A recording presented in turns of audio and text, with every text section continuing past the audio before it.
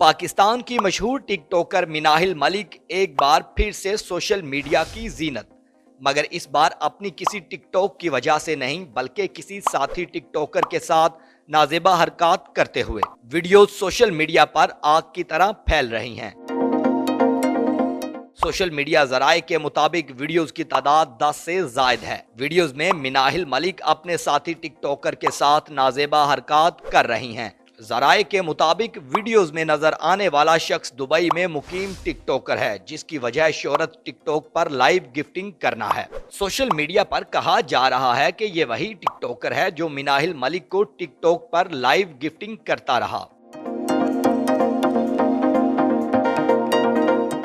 अगर बात की जाए मिनाहिल मलिक और साथी टिकटॉकर की, तो दोनों काफी अरसे से एक दूसरे के साथ राब्ते में हैं और टिकटॉक भी बनाते हैं, लेकिन इसमें सच्चाई क्या है ये मिनाहिल ही बता सकती हैं। अगर माजी की बात की जाए तो 4 साल पहले भी मिनाहिल मलिक की चंद नाजायबा तस्वीर वायरल हुई थी, जिसके बाद में मिनाहिल मलिक ने तरदीद करके कहा कि ये फेक तस्वीर हैं। नाजेबा वीडियोस वायरल होने के बाद एक बार फिर से मिनाहिल मलिक का वीडियो बयान सामने आया है, जिसमें मिनाहिल कह रही हैं कि आपके सामने मेरी कुछ नाजेबा वीडियोस जो कि एडिट की हुई और फेक हैं।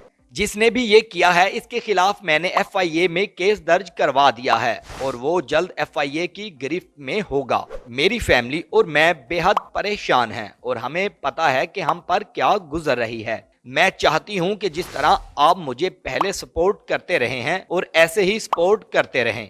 ये वही बंदा कर सकता है जिसके घर कोई माँ बहन नहीं होती। मैं और मेरा अल्लाह गवाह है।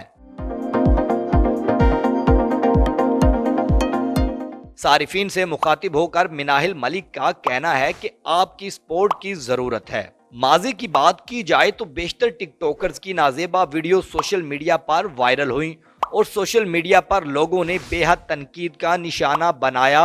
मिनाहिल मलिक के केस को अब FIA किस तरह से देखेगा, अब ये आने वाला वक्त ही बताएगा कि असल मुजरिम कौन है और फॉरेंसिक होने के बाद पता चलेगा कि वीडियो फेक है या नहीं।